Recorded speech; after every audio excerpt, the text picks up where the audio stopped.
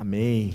Estou vendo o pastor Toninho aí com a família. Deus te abençoe, meu irmão. Muito bom ter vocês aqui com a gente nessa noite, viu? Amém, amém. Quero convidar a igreja nessa noite a abrir as suas Bíblias no Evangelho de Marcos, capítulo 2, a partir do verso 23. Nós vamos ler nessa noite Evangelho de Marcos, capítulo 2, a partir do verso 23.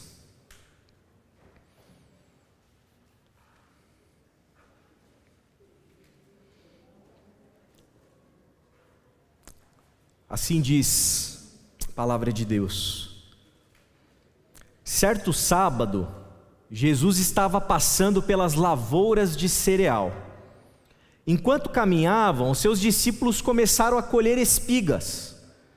Os fariseus lhe perguntaram: olha, por que eles estão fazendo o que não é permitido no sábado? Ele respondeu: vocês nunca leram o que fez Davi quando ele e seus companheiros estavam necessitados e com fome? Nos dias do sumo sacerdote Abiatar, Davi entrou na casa de Deus e comeu os pães da presença, que apenas aos sacerdotes era permitido comer, e os deu também aos seus companheiros. Então lhes disse: o sábado foi feito por causa do homem, e não o homem por causa do sábado. Assim, pois, o Filho do Homem é Senhor até mesmo do sábado. Noutra ocasião, ele entrou na sinagoga.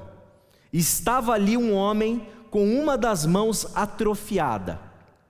Alguns deles estavam procurando um motivo para acusar Jesus.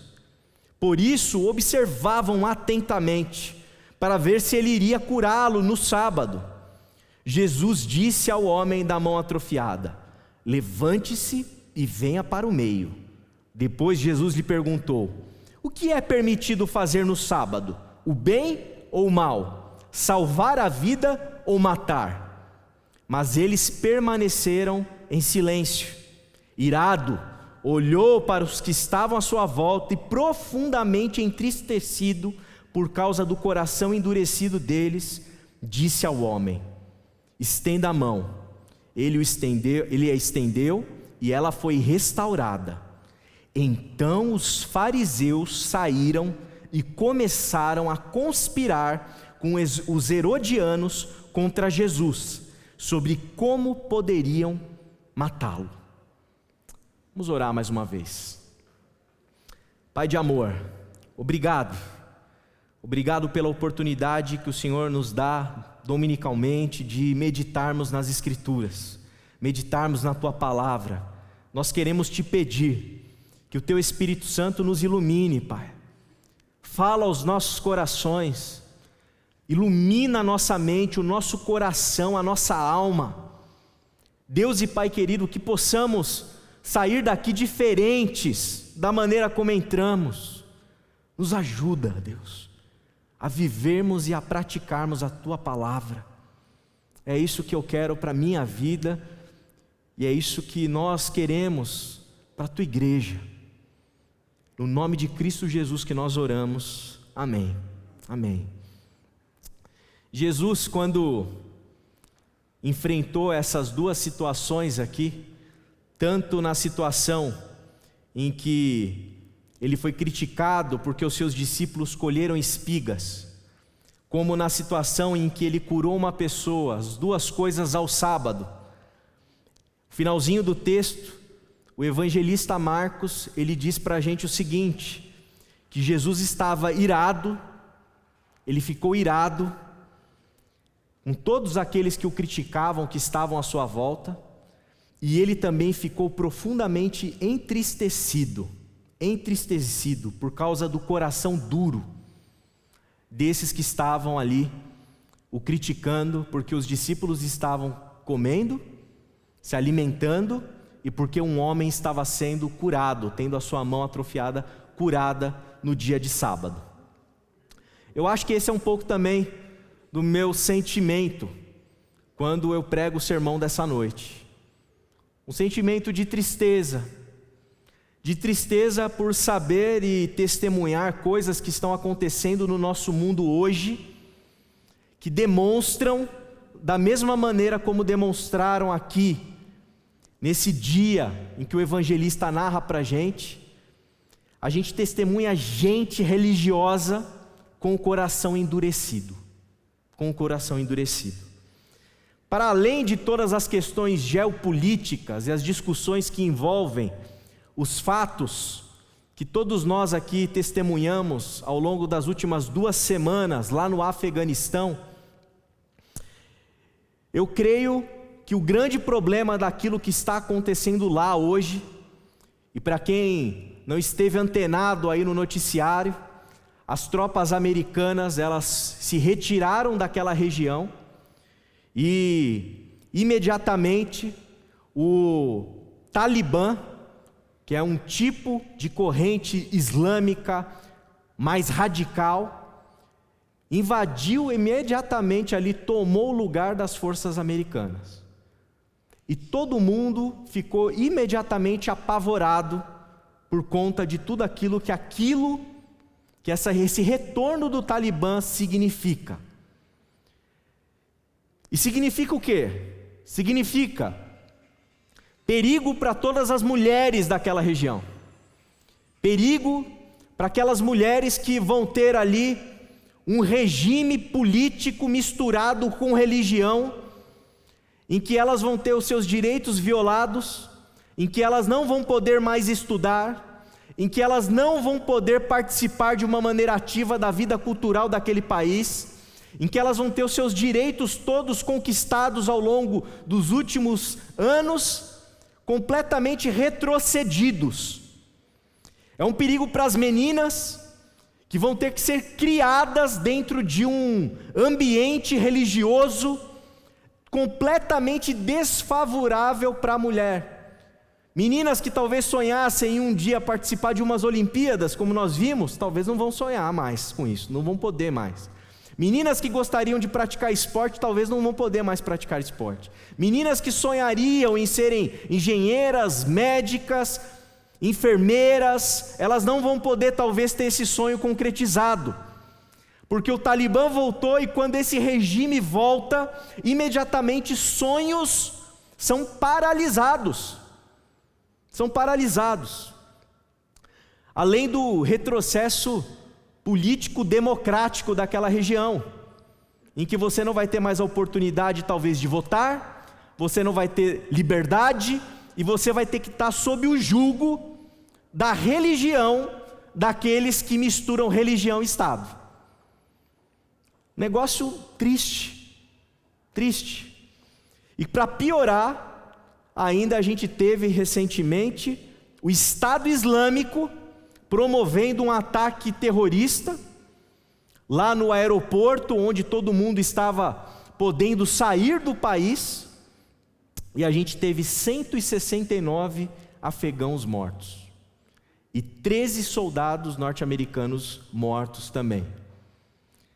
E o que eu queria destacar sobre todos esses acontecimentos? Como eu disse, eu não quero discutir as questões geopolíticas, que elas são delicadas, complexas, e eu não teria sequer competência para falar sobre isso aqui. Agora, existe uma questão em tudo isso que está acontecendo naquela região que nos toca, que é a religião. A religião. O Talibã, o que ele faz em nome do seu Deus, ele faz em nome da sua fé, ele faz em nome da sua crença. O que o Estado Islâmico faz, ele faz em nome da sua crença, da sua religião, da sua fé, de Alá. E quando a gente observa e testemunha isso que a gente chama de fundamentalismo religioso, a gente fica triste. Porque o coração de quem vive dentro de uma religião fundamentalista é um coração endurecido. E é endurecido ao ponto de produzir morte.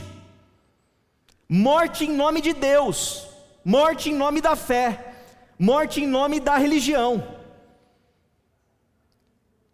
E aqui me parece que que esse tipo de fundamentalismo, e é nesse sentido que eu estou querendo usar, porque eu sei que o fundamentalismo é uma corrente norte-americana lá do final do século XIX, começo do século XX, conservadora, protestante, que de alguma maneira toca a maneira como eu estou colocando aqui o termo fundamentalismo, mas eu quero usar isso de uma maneira mais abrangente, como tem sido usado por muitos estudiosos e pela própria mídia.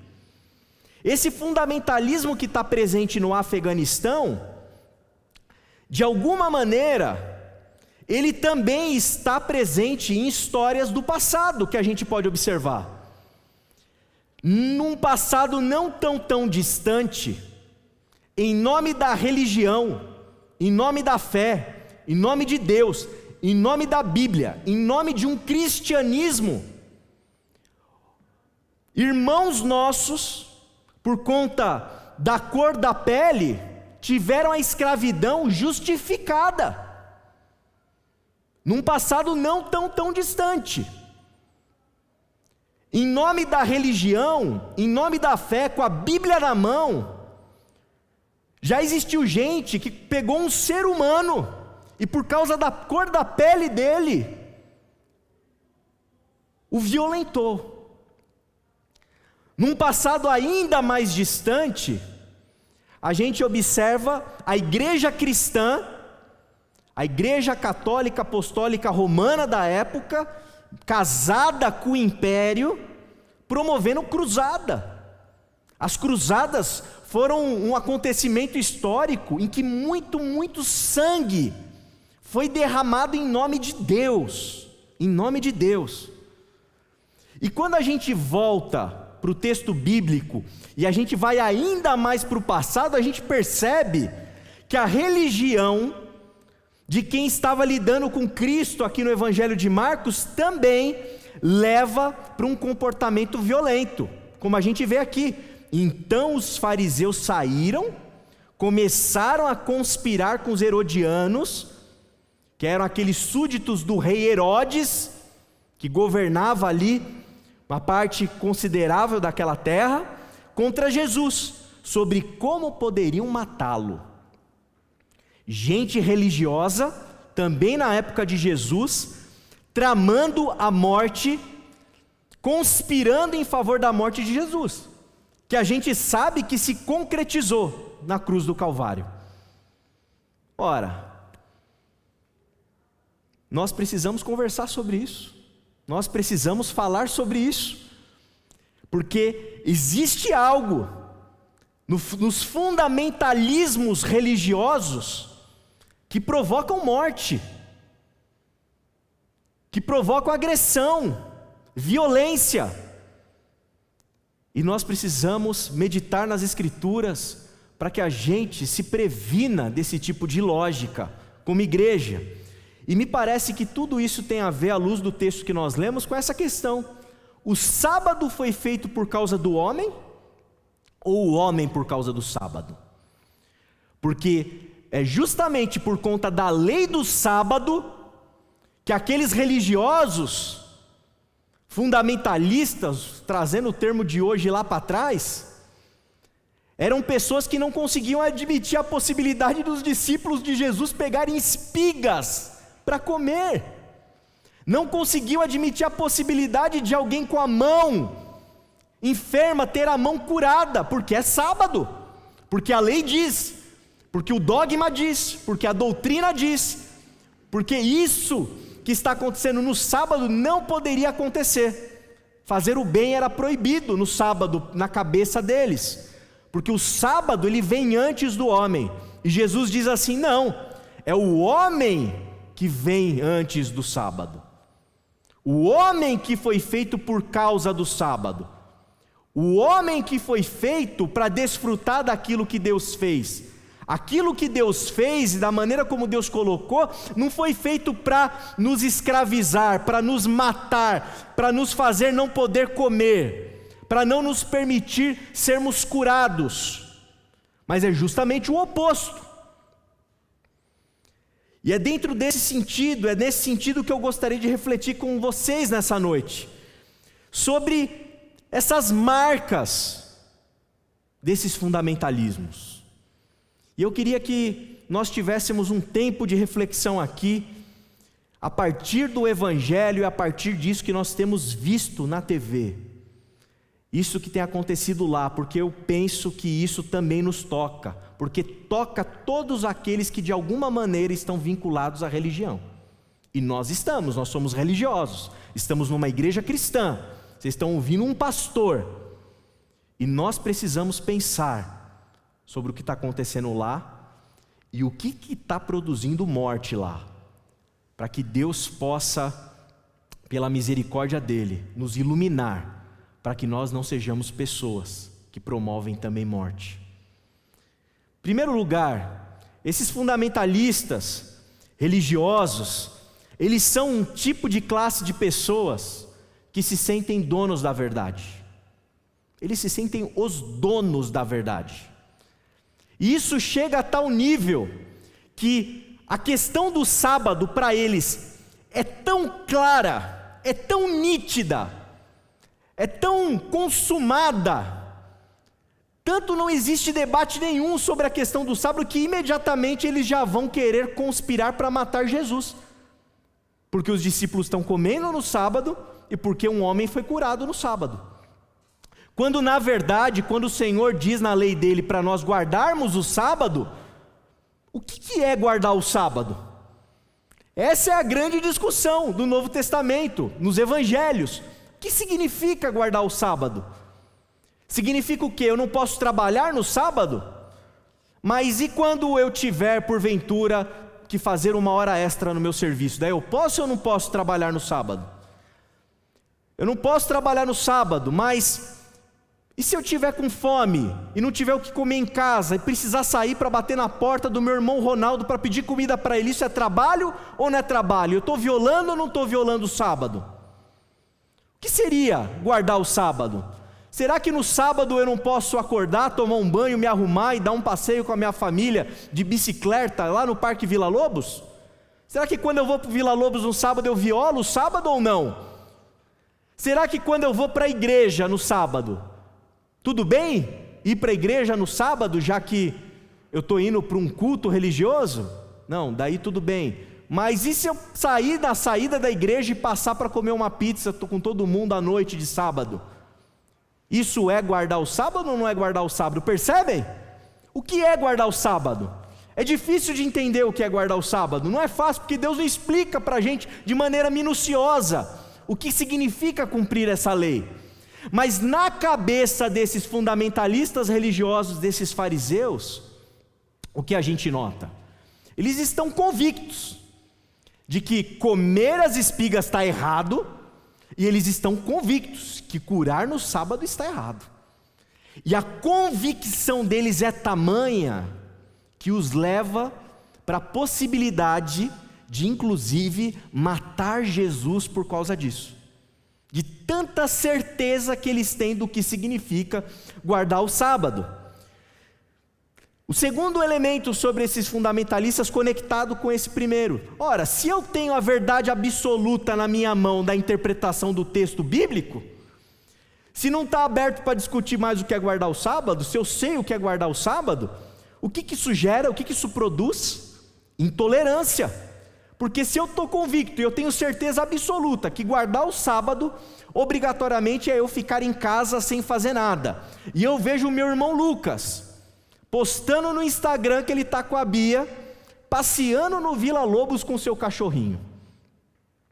O que vai acontecer a próxima vez que eu ver o Lucas e a Bia, se eu tiver certeza absoluta que guardar o sábado significa ficar trancado dentro de casa?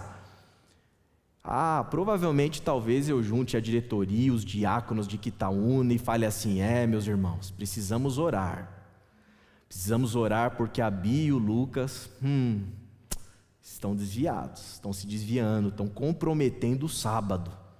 Percebe? E o que isso vai gerar? Isso vai gerar intolerância para com eles. Intolerância, talvez, graças a Deus hoje não, mas num passado distante, essa mesma lógica em outras situações poderia gerar até uma exclusão do rol de membros de uma igreja, por conta de diferenças na maneira de entender o que é, o que não é, o que pode e o que não pode. Mas o ponto é, se eu tenho essa verdade absoluta na minha mão, o que acontece com aquele que não cumpre aquela verdade? Eu mato, eu violento, eu critico, eu denuncio, eu julgo, eu sentencio. Não é que eu tento conversar para entender se ele pensa diferente de mim, não é isso. É sentenciar. É sentenciar. Isso está absolutamente errado, isso não agrada a Deus, e ponto final. Que papo é esse de pegar espiga para comer, só porque vocês estão com fome? Só porque Davi fez isso também? Aqui a banda toca de outro jeito, aqui não pode fazer isso. Só porque você está curando o cara que está com a mão atrofiada, só por isso? Só porque você está fornecendo saúde? Só porque você está trazendo bênção? Só porque você está fornecendo cura? Só porque você está dando possibilidades? Só porque você está dando a possibilidade de sonhar para esse que não conseguiu usar a mão? Não, é sábado. Está errado, Jesus, você não pode fazer isso. E aí você vai para um caminho de morte, de silenciamento, de cerceamento, de retrocesso em relação ao Cristo. Um caminho de intolerância. Mas, dentro dessa verdade absoluta, dentro dessa intolerância, tem um elemento fundamental nessa história, que é o texto sagrado. O texto sagrado. No caso dos judeus, a gente está falando do Antigo Testamento, especialmente da Torá. No nosso caso, como cristãos, a gente está falando do Antigo e do Novo Testamento. No caso dos fundamentalistas islâmicos, a gente está falando ao Corão, textos sagrados. Como que esses fundamentalistas, eles leem o texto sagrado? Como que eles interpretam o texto sagrado? De maneira literal. Literal. Ora, a gente está no século 21. As mulheres aqui, eu estou vendo muitas mulheres que estão usando calças. Certo? O fundamentalista não tem a capacidade de interpretar e de entender que uma mulher hoje pode usar calça. Porque o texto diz que a mulher não pode se vestir como um homem. E calça, a rigor, foi roupa exclusivamente de homem. O fundamentalista é assim. O fundamentalista, ele pega a tradição e as minúcias e os detalhes, ele descreve esses detalhes, e esses detalhes são a regra única, verdadeira e absoluta sobre o que pode e o que não pode fazer, e você tem que seguir aquilo que está escrito. Então, se o texto diz que não pode comer carne de porco, não pode comer em hipótese alguma carne de porco. Se o texto fala que não pode comer camarão, não pode comer camarão. Se o texto fala que a mulher não pode falar na igreja, e fala mesmo, o texto fala isso. Mulher não pode falar na igreja. Se tiver dúvida, mulheres, vocês levem para casa, perguntem para os seus respectivos maridos. O texto fala isso. O fundamentalista lê isso e silencia as mulheres na igreja. Marise, citando e recitando poesia aqui na frente, fogo estranho. Fogo estranho. Uma mulher pregando aqui na frente, uma mulher ensinando, tudo bem, vai, o ministério infantil a gente faz vista grossa, porque afinal de contas, quem vai tocar o ministério infantil, né? Mas grosso modo, mulher não pode falar na igreja.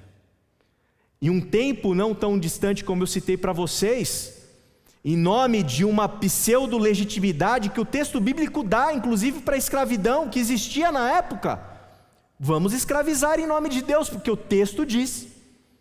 Então, a maneira de ler o texto, isso para ficar só nesses exemplos, teriam inúmeros, é uma maneira literalista. Você pega a letra, não tem vida na letra, não tem espírito na letra, só letra pura. E a partir dessa letra pura, você bota um monte de bomba no corpo, vai, explode e mata quase 200 pessoas. Em nome da letra pura, você vai e acaba com os direitos de todas as mulheres de um país, que tinham seus direitos ao longo desses últimos 20 anos. Em nome da letra pura, você não deixa a mulher pregar, você não deixa a mulher falar, você não deixa a mulher participar de nada na igreja. Em nome da letra pura, você justifica o absurdo, inclusive a escravidão. É isso que acontece dentro dessa lógica fundamentalista. Isso produz o quê? Isso produz racismo, isso produz machismo, isso produz práticas xenófobas. É isso que produz. Isso produz preconceito. Isso produz discriminação. Isso produz atrito social, confusão social. É isso que a leitura fundamentalista, a lógica fundamentalista produz. O que a gente está testemunhando lá, o que a gente já viu na história da igreja, e o que em algum grau talvez aconteça nos nossos contextos, meus irmãos e irmãs. Olha a importância disso que a gente está comentando. E aí tem outro ponto que choca, que daí eu acho que é o ponto assim que justifica a tristeza no coração do Cristo quando ele se depara com esses que o criticam porque o pessoal está comendo e porque o homem está sendo curado. É o fato de que as pessoas que estão inseridas nesse tipo de lógica, estão inseridas nesse tipo de pensamento, as pessoas que praticam a religião dessa maneira, são pessoas que praticam tudo isso e voltam para casa com a consciência tranquila. São pessoas que praticam essas coisas e dormem à noite. São pessoas que praticam essas coisas e não ficam abalados, muitas vezes em relação à sua prática. É gente que fere a outra, mas como fere em nome de Deus? Isso é tão poderoso, que esse ferimento que é gerado no outro, não toca aquele que machuca. Não toca. É por isso que a gente vê num grau extremo isso, a pessoa que se suicida. Ela sabe que vai matar um monte de gente, mas ela crê que ela vai encontrar Deus no paraíso com um monte de virgem. E tá joia. Não deixa a mulher falar na igreja em hipótese alguma. Mas tá joia, porque a Bíblia diz. Justifica a maluquice mais maluca que a gente puder pensar, mas é em nome de Deus. Olha só o que gera esse tipo de lógica. Então os fariseus saíram e começaram a conspirar contra Jesus sobre como poderiam matá-lo. Você consegue imaginar essa conversa? Você consegue imaginar, às vezes a gente fala muito na igreja e comenta assim, de um problema que acontece nas comunidades religiosas, que é a fofoca. E a gente sabe que as palavras ferem, machucam. Agora tenta imaginar um tipo de religioso que se junta numa rodinha, junta eu, o Durval e o Ronaldo aqui, para a gente tramar a morte de alguém, em nome da nossa fé, em nome da nossa crença. Vocês já pararam para pensar o absurdo que é isso? A loucura que é isso? E isso aconteceu aqui, isso acontece com esses caras, isso acontece com os fundamentalismos. Não necessariamente as mortes literais, às vezes sim, como a gente está vendo, hoje no século 21, mas também mortes de reputação, mortes de calúnia, pré-julgamento, de preconceito, tudo isso mata, tudo isso violenta, tudo isso agride, tudo isso machuca. Quantas e quantas pessoas feridas por conta desse tipo de comportamento. Eles deturpam também a beleza e o papel da religião. Ora, Jesus diz, o sábado foi feito por causa do homem. Ou seja, aquilo que Deus fez, aquilo que Deus criou, quando Ele dá o sábado de descanso, e Ele descansa, e Ele insere essa tradição do Shabat, essa tradição do sábado, para todos nós de alguma maneira. Por que Ele faz isso? Ele faz isso para nos abençoar, Ele faz isso para nos trazer paz, para nos trazer descanso, Ele faz isso por causa da humanidade, não o contrário. Ele não faz o sábado para violentar a gente, para colocar mais uma regrinha chata que a gente tem que cumprir. Ele não faz o contrário. Não é o homem por causa do sábado, ele pergunta. É o homem por causa do sábado, não é o sábado por causa do homem. E quando a gente coloca esse dogmatismo, essas doutrinas, todo esse peso, todo esse preconceito, toda essa leitura literalista, à frente da humanidade, à frente do amor ao próximo, à frente da nossa fraternidade, à frente da nossa comunhão, à frente da nossa paz. Nós que somos religiosos, nós que temos o texto sagrado nas nossas mãos, nós estamos deturpando a nossa fé, nós estamos deturpando aquilo que Jesus nos deu, nós estamos deturpando o propósito e a vocação das Sagradas Escrituras. As Sagradas Escrituras não são um texto ou uma coleção de 66 livros para que a gente use isso tudo para eu maltratar o Rodrigo, para eu violentar o Micael. Não, para eu violentar o meu conhecido, o meu parente, meu amigo de trabalho. Aquilo que está relatado, aquilo que está testemunhado ali é uma história de amor da parte de Deus para nós, que nós precisamos e devemos compartilhar. É esse o papel da nossa fé, esse é o papel da nossa religião.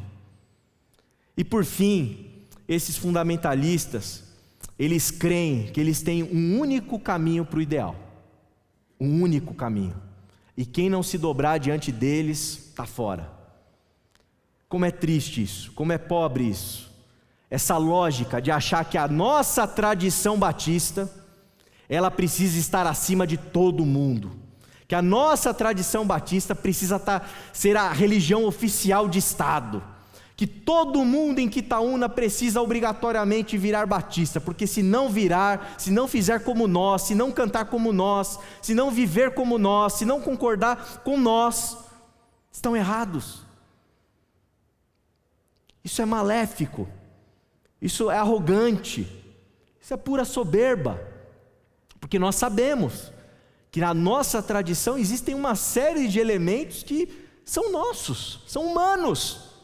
E talvez os nossos irmãos presbiterianos do outro lado, eles têm outra tradição, têm outra maneira de entender um monte de coisa, mas está jóia.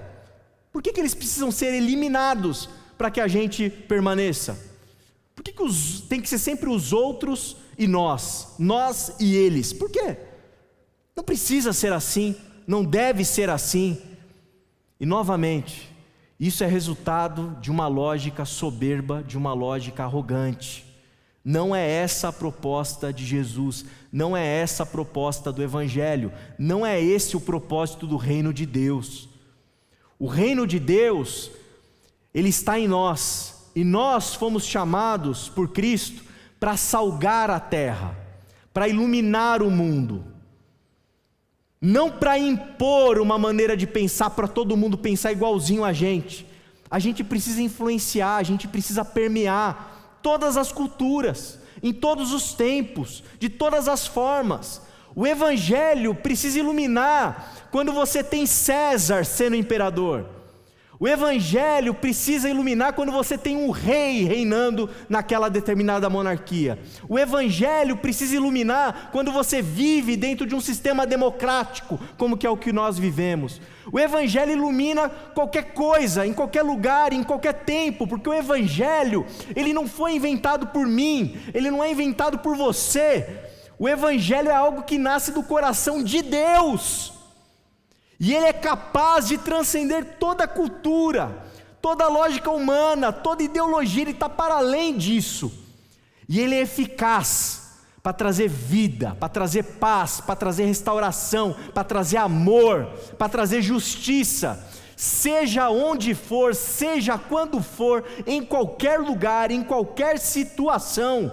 Esse é o Evangelho do reino. E o reino jamais será instaurado plenamente pelas nossas mãos. A gente tem a capacidade de sinalizar esse reino, de iluminar o mundo, de salgar essa terra. A plenitude desse reino só vai acontecer quando o nosso Cristo voltar, como bem disse a Silvia, e diante de tudo isso que a gente vê no mundo, Cristo, volta logo, Senhor, Maranata, vem Senhor Jesus. Que vontade de estar com o nosso Senhor Jesus Cristo, dá vontade mesmo.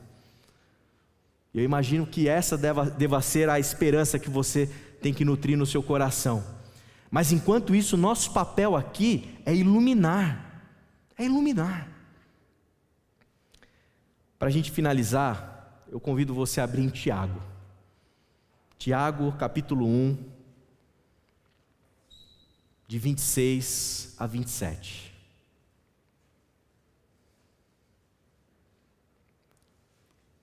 Tiago, capítulo 1, de 26 a 27. Eu quero ler na versão da Bíblia A Mensagem, esses 2 versículos, que dizem o seguinte: qualquer um que se considere religioso e fala demais está se enganando. Esse tipo de religião é mera conversa fiada. Religião de verdade, que agrada a Deus, o Pai, é esta: cuidem dos necessitados e desamparados que sofrem e não entrem no esquema de corrupção do mundo sem Deus. Quero ler de novo. Qualquer um que se considere religioso e fala demais está enganado. Esse tipo de religião é mera conversa fiada. Religião de verdade que agrada a Deus, o Pai, é esta: cuidem dos necessitados e desamparados que sofrem e não entrem no esquema de corrupção do mundo sem Deus. Aqui a gente encontra a chave do que significa a verdadeira religião. Aqui a gente encontra a chave do que significa uma religião que agrada o coração de Deus, o Pai. Aqui a gente encontra a chave do que significa caminhar com Jesus e seguir o Mestre. Aqui a gente encontra a chave para nós todos não cairmos de alguma maneira, direta ou indiretamente, nos fundamentalismos religiosos. Uma religião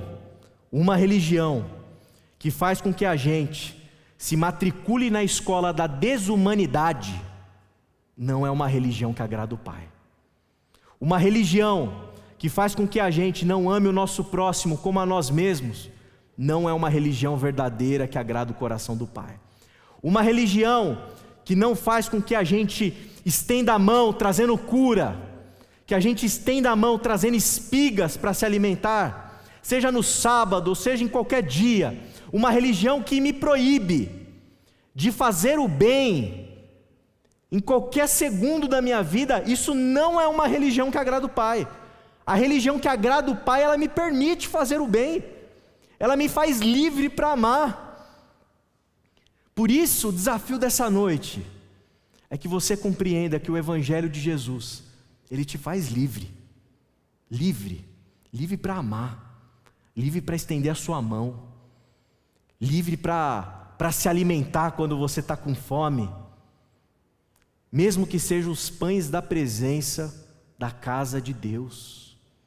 Porque se você tiver o coração como Davi, você vai poder pegar aquele monte de pão e você vai comer com seus soldados, você vai comer com seus companheiros, e Deus não vai te punir, porque você está com fome, porque você está fazendo o bem. Livre para poder trazer cura para o outro, livre para trazer uma palavra de bênção para o outro, livre para abençoar, não para amaldiçoar, livre para acolher, não para desgraçar, livre para poder olhar com compaixão, não com ódio. Eu creio que se o fundamentalismo religioso fosse superado no mundo, em todas as esferas, em todas as tradições, por essa religião verdadeira de Tiago, eu tenho certeza que essas últimas 2 semanas teriam sido diferentes. Eu tenho certeza que a gente não estaria ainda presenciando e testemunhando gente se matando em nome de Deus, gente machucando os outros em nome de Deus, gente violentando as mulheres em nome de Deus, gente agredindo em nome de Deus. E eu sei que talvez você que está aqui nessa noite, ou você que está nos ouvindo, talvez você tenha sido machucado ou machucada por esse tipo de religião. Eu queria te dizer que essa não é a verdadeira religião. A verdadeira religião é aquela que nos ensina que aquilo que agrada a Deus, o Pai, é cuidar daqueles que precisam, é trazer bênção para aqueles que precisam, é trazer alimento para aqueles que precisam, é trazer cura para aqueles que precisam. E você que está aqui nessa noite é religioso, assim como eu. E eu me sinto ainda mais responsável pelo fato de eu ser um ministro religioso e viver disso. Mas nós todos precisamos nos sentir responsáveis pelo fato de sermos religiosos. E a gente precisa se fazer essa pergunta, meu irmão e minha irmã: a religião que a gente tem vivido, ela agrada a Deus o Pai? Ou ela desagrada a Deus o Pai? É uma religião que nos leva a comer no dia de sábado quando há fome, a curar no dia de sábado quando há enfermidade? Ou é uma religião que nos leva a conspirar a morte de quem cura e de quem alimenta, por conta da doutrina, por conta da letra, por conta do dogmatismo? Qual a nossa religião? Qual é a sua religião? Eu convido você a orar nesse momento comigo. Pai de amor, estamos diante de Ti, e eu quero orar por nós todos. Eu quero clamar ao Senhor pelas nossas vidas. Eu quero Te pedir humildemente que o Senhor nos ilumine com Teu Espírito, como oramos aqui no início. Pai amado, nós temos muita alegria em Te servir nessa casa de oração. Temos muita alegria em estarmos aqui meditando no Seu texto sagrado, na palavra de Deus. Temos muita alegria em termos o Senhor como Senhor e Salvador da nossa vida. Mas, Pai amado, nós queremos vivenciar essa verdadeira religião, Deus. Livra o nosso coração de todo engano, livra nosso coração de toda arrogância, livra nosso coração de toda soberba, e nos faz vivenciar essa religião que agrada ao Senhor, o nosso Pai. Eu quero pedir pela minha vida, pela vida de todos aqui que vivem a sua fé dentro dessa igreja local, que em nome de Jesus o Teu Espírito Santo possa continuar sempre soprando em nós aqui em Quitaúna, e nos livrando das armadilhas e das ciladas dos fundamentalismos, nos livrando, Pai amado, dessas lógicas de morte, essas lógicas de violência, dessas lógicas que ferem as pessoas, que marcam as biografias das pessoas de uma maneira negativa, de uma maneira nefasta, de uma maneira triste. Não nos permita termos o coração duro, amolece o nosso coração, para vivermos a fé que agrada o Teu coração. É o que nós oramos, no nome precioso de Cristo Jesus. Amém, amém e amém.